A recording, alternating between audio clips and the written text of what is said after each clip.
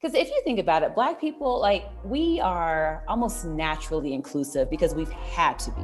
Right. You know, we've wanted to be included for so long. So we have this natural ability of looking out for everyone. You know, like, we're not really seeking revenge. We just want to get our fair due as well. So if we are at the forefront of these conversations and the forefront of these developments, we're not trying to leave anybody behind or leave anyone out. We just want the betterment for everyone.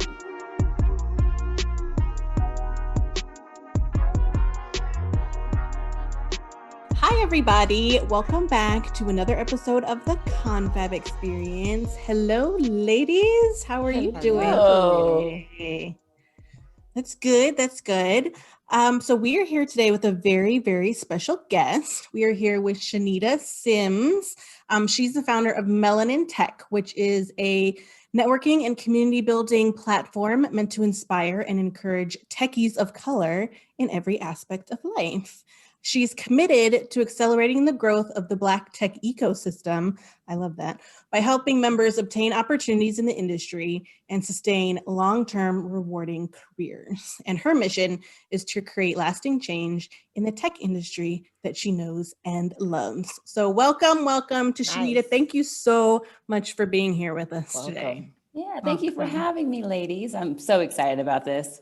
Good. So are we. Yeah. So why don't we just start? Just tell us a little bit about yourself. You know, what sector of technology do you work in? What kind of sparked your interest in technology? Was it something you were interested in at a young age? Give us a little background.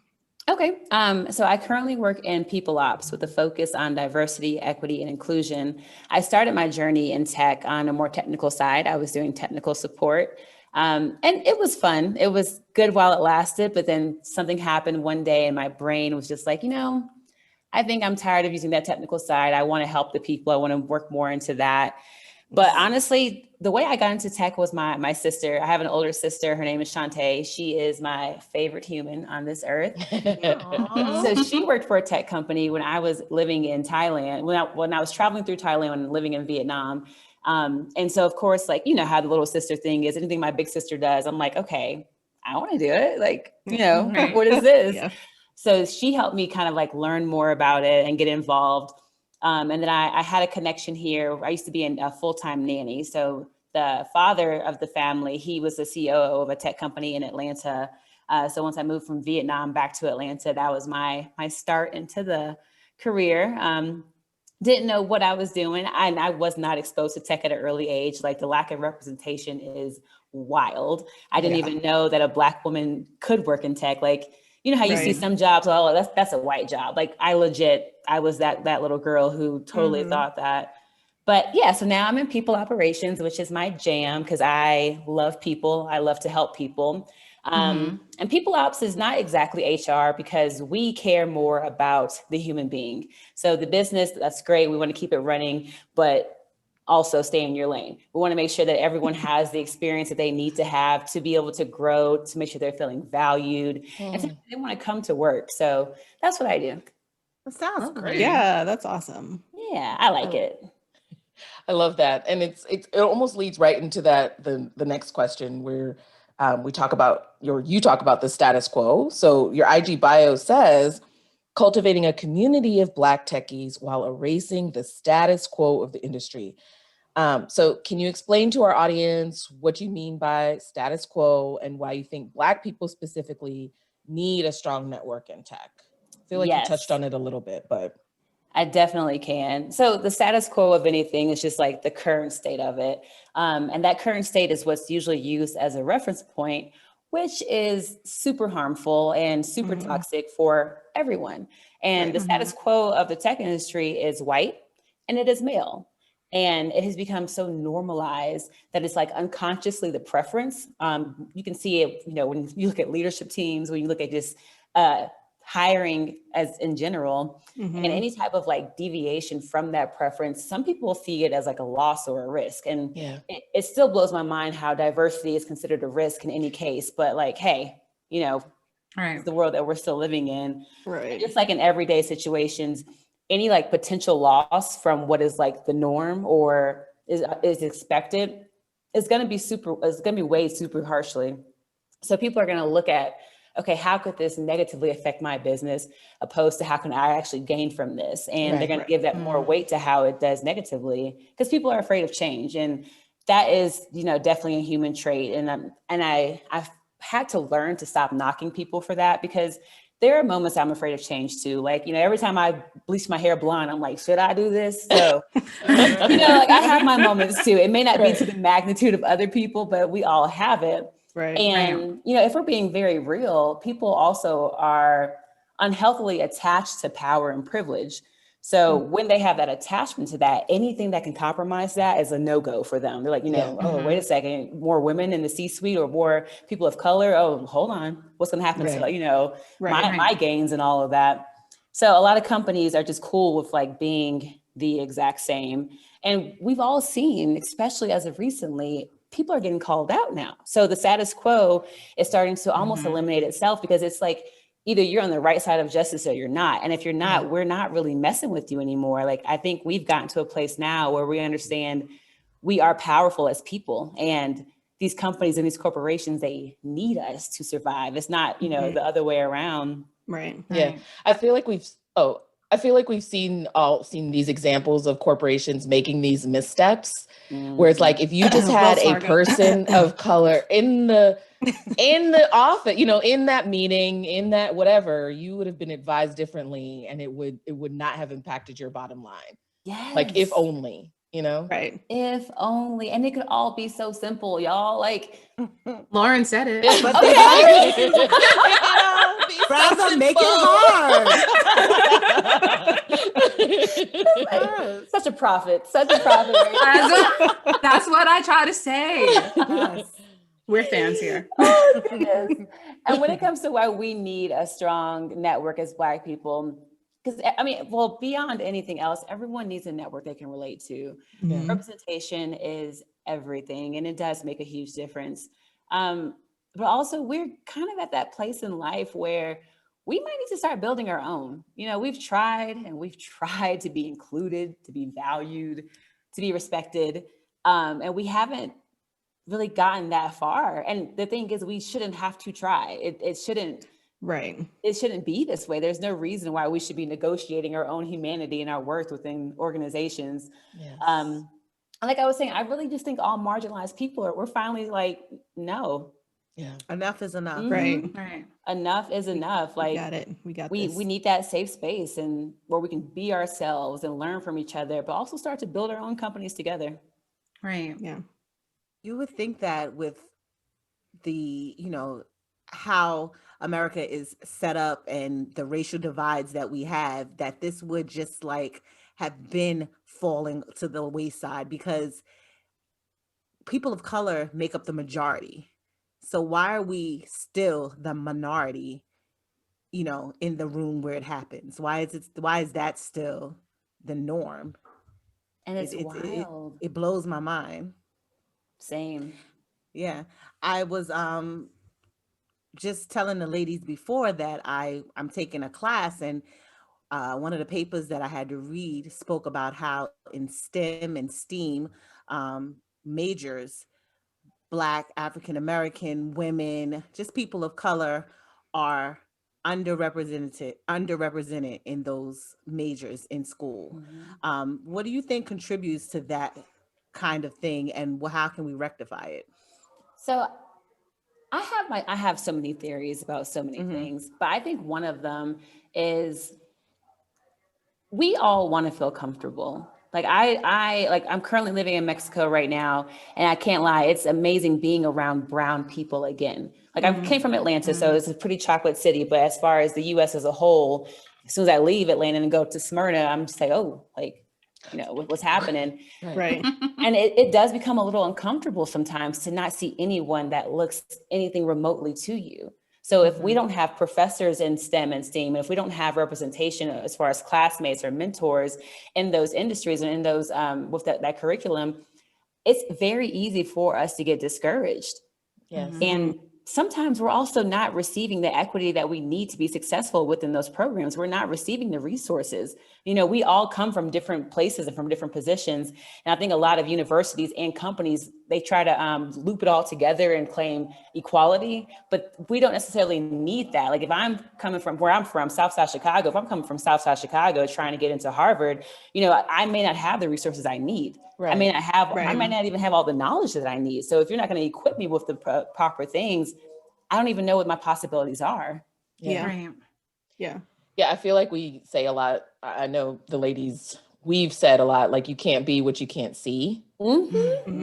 And so like just having examples. So I was fortunate enough to take a trip to Ghana, and I'm grown, I'm in my career. I didn't think that it would impact me so much, but being like, seeing like Black faces on billboards, in magazines, like just everywhere. Like, I just didn't think that it would warm my heart the way that it, you know, like you don't even, sometimes you don't even realize what you realize how, or the impact of that, or like how proud you'll feel. Right. So I can only imagine, like, if that was always the case from, you know, when I was a little kid, I just can't imagine what my brain would have done in terms of like thinking what was possible. Right. So much it's interesting because I think about how when I was younger, when all of us, people would say, you know, you could always grow up to be president. And people would say, but none of us thought that that was a realistic goal. Right. Think about my like my niece and my nephew, they only knew a Black president. Oh, like until recently, that's all they knew. Like, so that's wild. Right? It is. Yeah. That's wild. That's all she knew. So like just that is so crazy. Right. She said the other day, she said, I can't wait till Black people start running the country again. Like in her mind, right. Do it Like make America great again means get back to being having a Black. Right.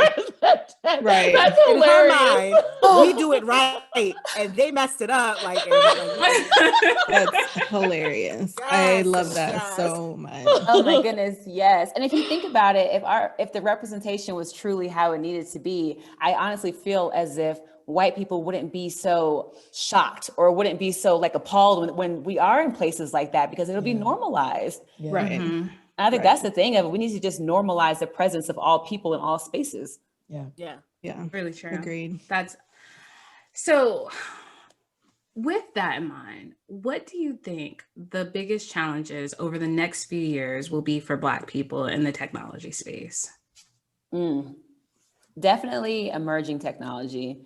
Okay. Because if the way I see it, like, oh goodness, there's so much. There are just so many issues in the tech space alone. But if we can be a part of the conversations and also be the forefront of certain decisions when it comes to the emerging technology, we can actually go back and fix a lot of the things that were broken in the first place. Because I love the tech space because of what it can do for people, but at the same time, I also side-eye the hell out of the tech space because what it does to people. Like technology perpetuates racism because it was designed to do that. You know, like a lot of these things that we have now were designed specifically by a certain demographic with no one else in mind. Right. At all. And maybe we should take a beat and explain to our audience, like what emerging technologies, what that actually means. Because we had a whole conversation about it when we were thinking of the question. And so I think it would be really interesting to hear it from an expert. So to put it simply, emerging tech usually refers to anything that's considered to be a new technology. But it also does include the continuing development of current technologies that we already have. Right. So if you think about facial recognition, right now, facial recognition screws Black people to the core. Right. It was designed that way. And if we think about the future of facial recognition, we have to have people in that space to make those changes. So it doesn't automatically exclude people of color when it comes to any type of benefit from it. Right. That's fair. Yeah. So we have to be involved. Like if we're being real, we need to be involved in every single decision of new tech to make sure that these harmful slip ups don't continue to happen, you know, like, which we know they're not slip ups, but you know, we can call a spade. But, and like I said, it's time for us to be at the forefront of it. Because if you think about it, Black people, like we are almost naturally inclusive because we've had to be. Right. You know, we've wanted to be included for so long. So we have this natural ability of looking out for everyone, you know, like we're not really seeking revenge. We just want to get our fair due as well. So if we are at the forefront of these conversations and the forefront of these developments, we're not trying to leave anybody behind or leave anyone out. We just want the betterment for everyone. Right. Yeah. You know what's a small thing that I found out? I think I read an article about it. The dispenser that dispenses soap by, you know, putting your hand underneath it or turns on the water, that Black people, the way it's designed, it's harder for you to turn it on because the light is supposed to bounce back. So the light from the room bounces back. Wow. And then that's how it lets you know, you know, somebody's hand is there. Right. But because it's not made for Black darker people, skin absorbs that's why I have to keep going like this over and over again. And people don't have to do that. Oh That's my goodness. crazy. Oh my goodness. I legit was at the airport not too long ago, and I'm just like, and I'm looking over like, is anyone outside? Like, hello. Where you're at it and you're like, well, maybe this one will work. Right. Oh yeah. Lean over. such a small thing. I did not know You that. talked about facial recognition, but like that's a you know, kind of a low tech. It's a microaggression is what it is. Exactly. Yes.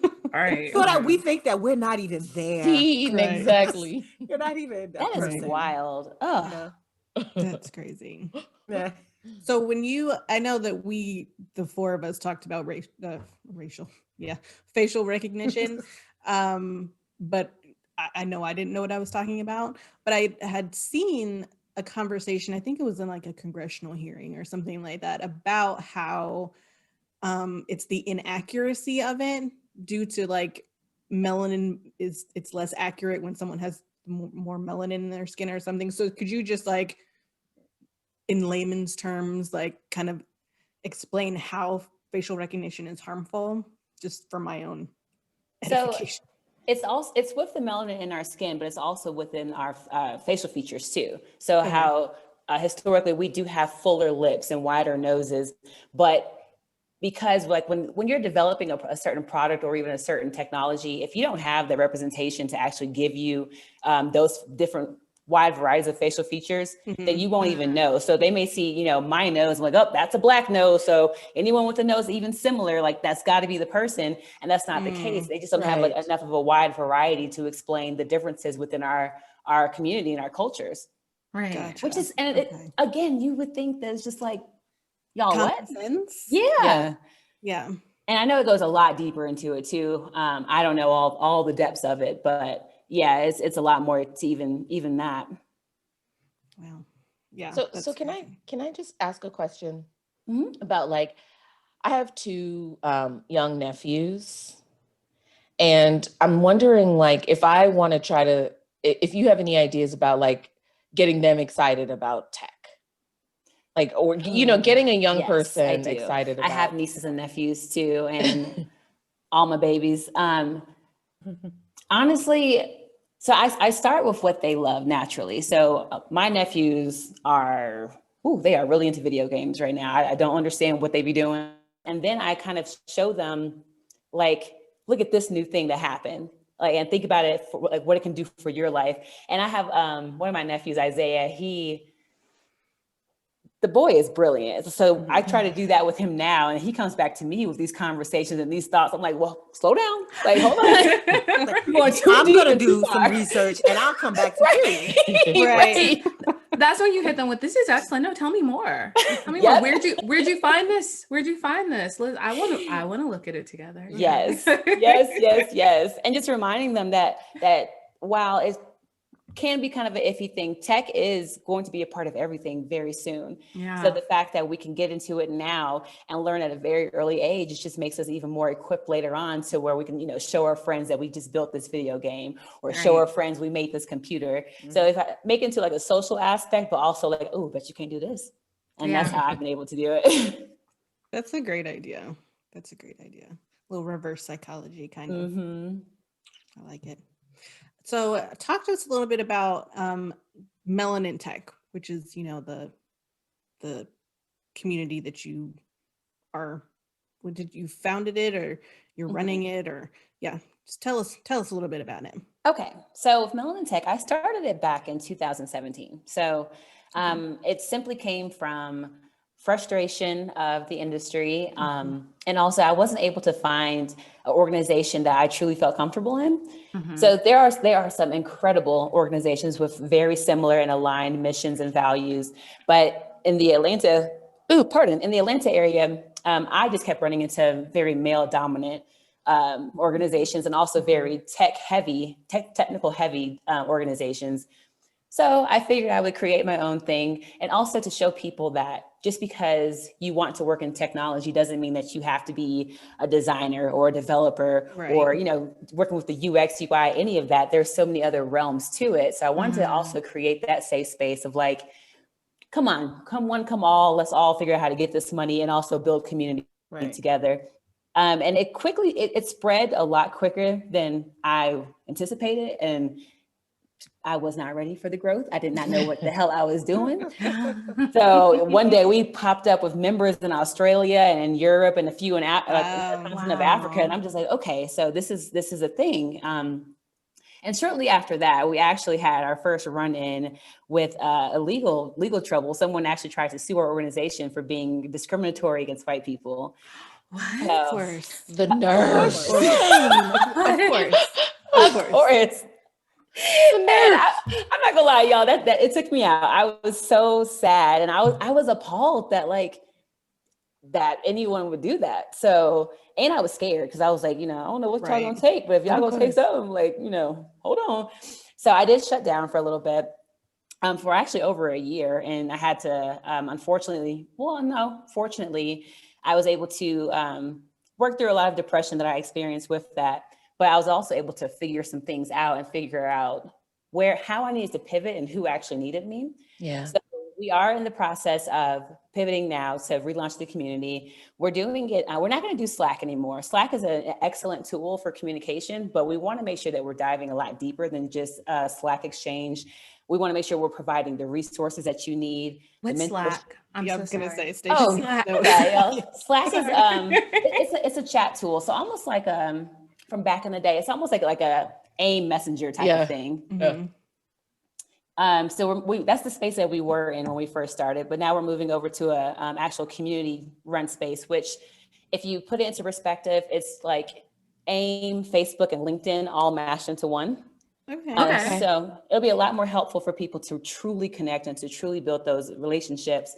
But I'm also working on having all of the other sub-communities that are out there who do have similar and aligned missions to actually join forces into one, because we're not going to get to where we need to be by, one group in Philly doing great things, one group in Atlanta, one group in Oakland. Like, we all have to be in the same space globally to make sure that we are enhancing that Black liberation that we actually need right now. Strength in numbers.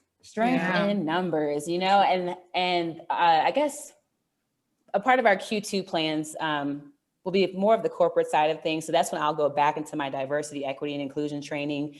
There will be software behind it, so that way I'm not having to physically be in those spaces all the time. But we're also going to launch our global employer resource group. So that way, right now, a lot of companies have their own separate employer resource group, which is just like a group for anyone who identifies in a certain way to have a certain space to be amongst their peers. Yeah. But a lot of people aren't doing it right, as we continue to see in just a lot of situations. So I want to give that that space a home. So that way, these corporations, they can buy their seat for their employee to come on into Melanin Tech, to where they have that safe space. They can also connect with people from other companies, other countries, all the things that they need. And then we'll have a quarterly meeting to make sure that, you're still getting your all the feedback that you need to see what your employees need to be successful. So that's where we are right now. And then we have merch, and we sell clothes. We want to be uplifting and empowering, always. Always the merch.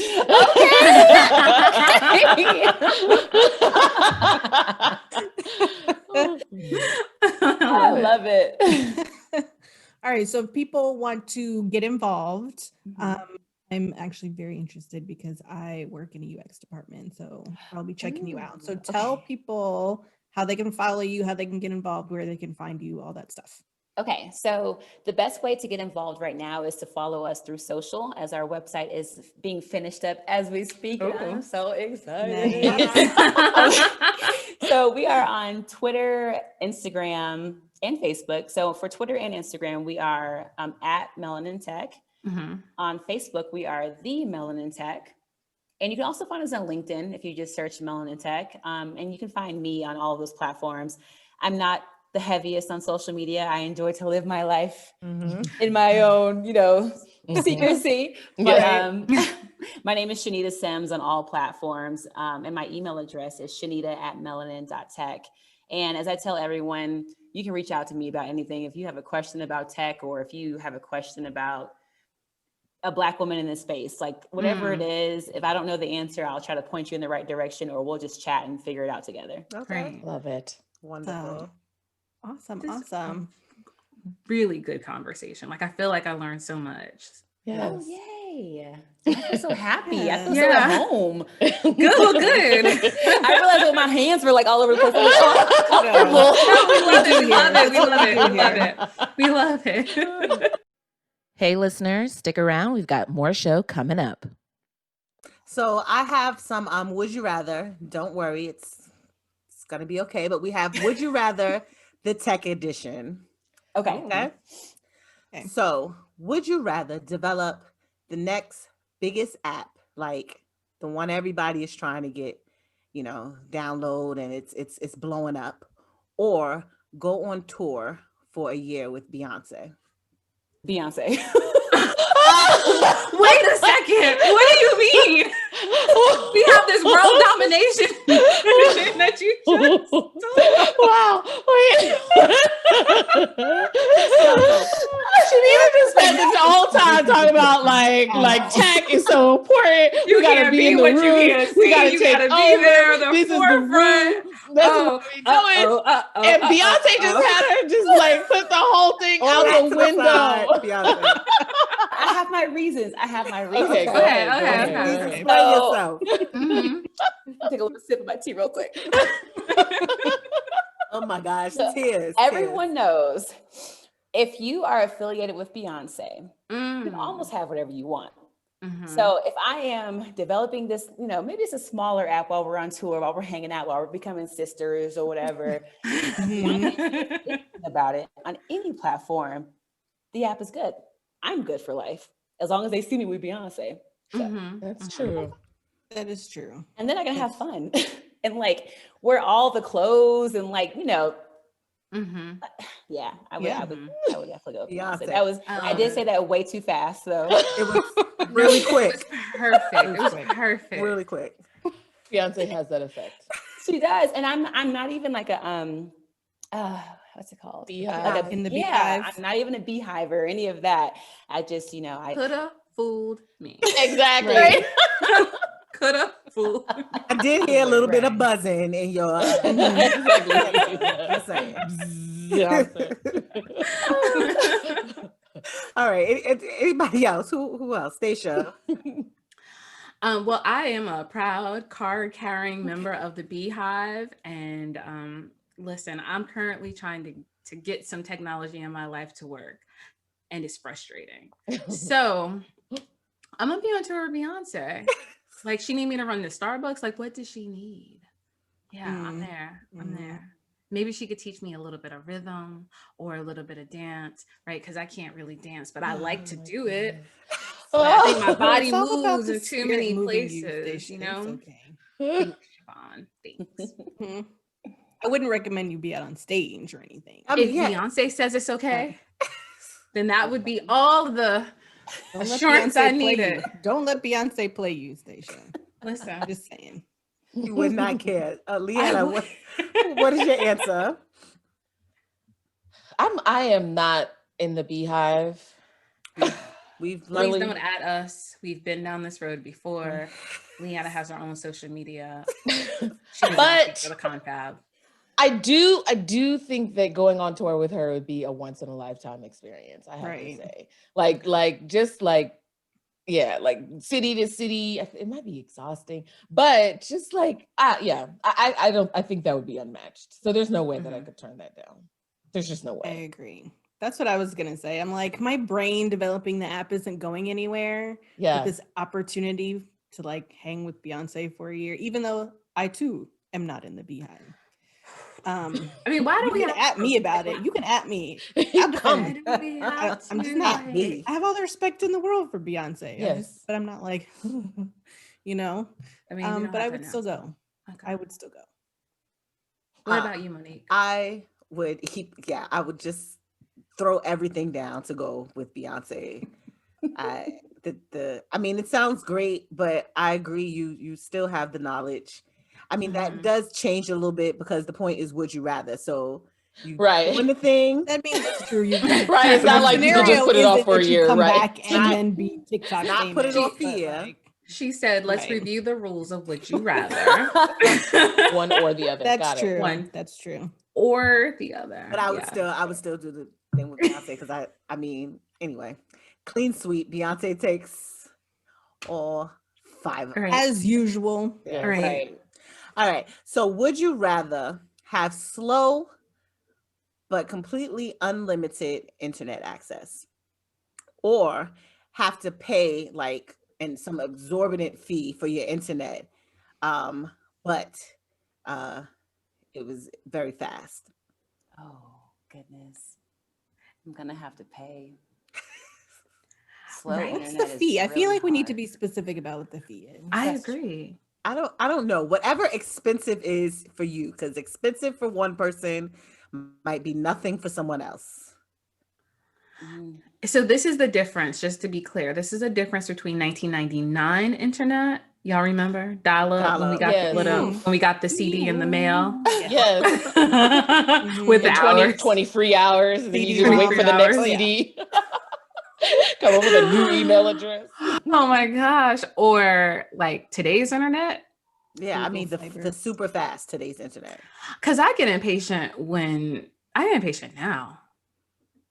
Right. Yeah, I So- remember the CD days. You would, if you had to download a picture, it would take literally, you could do it for like 20 hours downloading a picture. And Oh, then remember somebody when pick you up had the to phone. download a song off Napster overnight? Oh You my would do it goodness. before you went to bed so that you would have it when you woke up 10 hours later. I don't remember this. You guys are Yeah, I do you feel like guys, you guys are aging. lie. you guys are aging yourselves. I don't remember. I mean, I don't was remember this. 2, but I remember. I heard the stories. Every week, our ages differ so vastly. The way my house is set up, like everything is on internet. Like everything. Like I don't have cable. Everything. Lights. Everything. I was going to say your light bulb. Everything. I'd have to pay. Mm-hmm.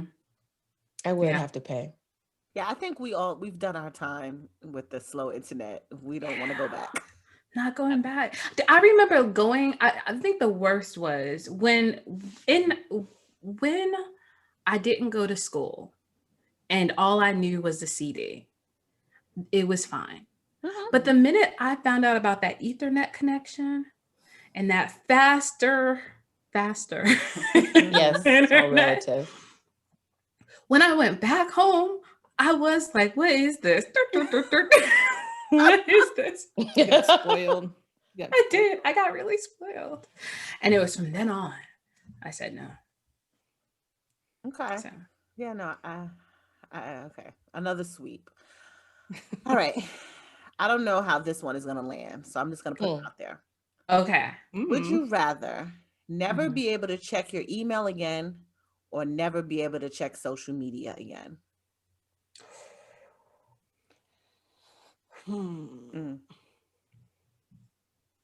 Now, Email? I mean, email. The only thing that comes in there is the Gap coupons. and your Michael's coupons, Stacia. Oh, Michael's too.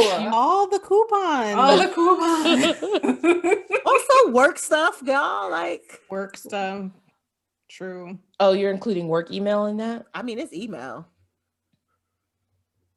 I guess But that I means could- you got to go pick stuff up, sign it, take it back to work. I don't know. I mean, I would be Chanita. okay if people stopped emailing me and just like found me anywhere else. Because some days I don't know why I have my email attached to my watch like that. I need to take it off right now because I'll get excited like, oh my God, somebody's texting me and it's an email. I'm like, what? Wait, Why are where we is still it? doing this? Yeah. So I would be okay if I never had access to my email again. And especially, oh my goodness, since I quit my job and became a full-time entrepreneur, I've got to get in the habit of checking it more often because I'm like, oh, 59? Oh, okay. Right. So yeah, but social media, like I'm not super on there, but my friends are. So I want them to, say things to me and all of that. I would be very sad if I missed out on my buddies. Siobhan, what do you think? Oh, me next? Yeah. Yeah. Like for not really being on social media, I am on social media a lot. Like I am what they call a lurker. A lurker. What do we call that? What do they call me? I mean, literally, like I never post anything ever. I don't retweet. I don't think I've been on Twitter in like 10 years. I don't repost. I don't comment. I barely like it's not even a habit. Like my son will go through and he'll just like everything. Like it's a habit for him to double tap and scroll. Great. You should be more discerning. What are you doing? Everybody can't get a like, How will the algorithm know what you want? Oh gosh. Because it listens, Big Brother. Gosh. But no email though. I get a lot of email. Like a lot. That's how I get all my, like, if someone wants to hire me or someone wants to buy something from me, It's I all get in it the through email. Right. Yeah. Oh. This is hard. You gotta choose. I kind of feel like I need to think about it and someone else needs to go. Stacia. No, Right. Siobhan needs to make a choice. She said, She's gotta make a choice. She said, We can come back to her. No, okay. 3-hour-long episode. Siobhan still be there. Wait a minute. Okay, here's a question. Clarifying question. Late but clarifying. Does YouTube count as social media? Can I be on YouTube? Oh, I think YouTube is social media. So YouTube is definitely social media. Yeah, I'm pretty sure it is. Yeah. Oh man, Siobhan, you just upended my answer. Everything. All right. Sorry, email. I'm just never going to work again. I'm just never going to work again. I'm just going to be on YouTube for the rest of my life. It's cool. That's what's happening. I also think I would forego email. Yeah. I just have to figure it out. I would have to post my number on social media. Something. You need me, right. call me. Call me. Right. Yeah. DM me. Yeah, DM Text me. me. Put my handles on my resume. Yes, Yeah. exactly. Yeah, no, I mean, up until very recently, I had my work email tied to my phone and I was never off of it. Like every time something came up. And then one time within the last 3 months, the app needed updating and I just didn't do it. And I got to tell you, so freeing. Liberating. It was so freeing. I was like, nope, I don't want to do this anymore. So I think that I would, that email has to go. It does. Oh, but it is hard. Because if you are an entrepreneur, how are you getting connected with people? Yeah. DMs, I guess. It goes down in the DM. We'll let it go. You know why? You know what? You would hire a virtual assistant. Yeah, definitely. Oh, definitely. Come up with some new tech. Come up with some emerging tech. Exactly. Email. Exactly. I'm good. I'll figure it out. Yeah, I keep that email. You said you'll keep it? No, y'all could keep that email. Oh. Okay. I'm a social butterfly. I need to be on the email. I mean, on the social media. One. Another clean sweep. Yeah. Yeah, that was fun. This wasn't even hard this week. All right. It's so lying. Saw me struggle. I was sweating with the email. Yeah. You really were. You were acting as if at the end of it, we were going to take one away. It was serious. Like I lived in that moment. Just then. I was in it. We I lived was in it. there too. Thanks for playing today, ladies. Well, all right, Chanita, thank you so much for joining us today. Yes. Wonderful conversation. Super cool. Loved having you. Definitely checking Melanin Tech out. Yes, please. Thank you so much for having me. This was the greatest. If y'all ever want to talk again, my Fridays are usually free anyway. So okay. So remember great. You said that. Don't get mad. Become mad and we're like, hey, don't email me, just DM me. Exactly. Become our resident tech. Y'all, thank you so much for this, ladies. This was incredible. Incredible way to end the week. I am so happy right now. Thank you. Yeah, this was awesome. We had a great time. And listening audience, thank you so much for hanging out with us today. I hope you had as good a time as we did. And we hope you have a confabulous day. Bye. Continue the experience on our social media handles at The Confab Experience.